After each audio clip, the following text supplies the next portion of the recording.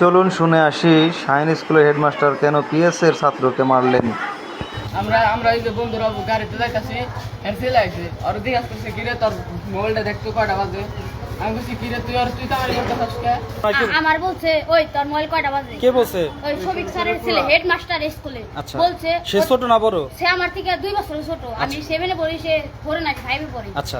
ও বলছে ওই ভাই তুই কষ্ট কথা বল না, আরে আমাকে তুই কেরা। ওই বলছে ওর থেকে একটা থাবো দিছে আমার তুই কো না আজকে কথা আমার বন্ধু আমরা গেছি 1 কিলো গেছি, তারপর আমাকে ধাবড়ে ধরে হুন্ডা নিয়ে ধাবড়ে আমার বন্ধুর কলার ধরে নামায় আমার বন্ধুর মায়ের অনেক মুখ খারাপ করছে। এমন থাবো দিছে আমার বন্ধু মাপ চাইছে, তাও তো নাই আমার বন্ধুর মায়ের নামে গালি দিছে, অনেক জঘন্য একটা গালি দিছে। ওইরা আটকে পরে ভাই মারধর করছো নাকি মা পোষাইছে না তোরা মাপ চাইছে? মাপ চাইছি আমরা স্যার আমার মাফ করে দেন, স্যার আমার মাফ করে দেন, তারপর কলার ধরে জেলে দিন, তারপরে মায়ের গালি দিছে।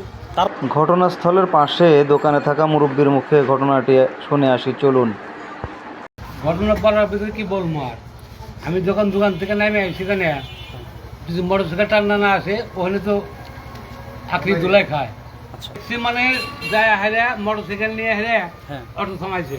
আচ্ছা হ্যাঁ আমার হেরে পরে টান্না নামাইছে, ও দৌড় দিতে যাবো। আচ্ছা দৌড় মানে দিয়ে- ভয়তে পলাইছে, দৌড় দিছে। দৌড় দিয়ে পলাইবার লাগছে, মা ওর পায়ে ধরে মা পচাইছে।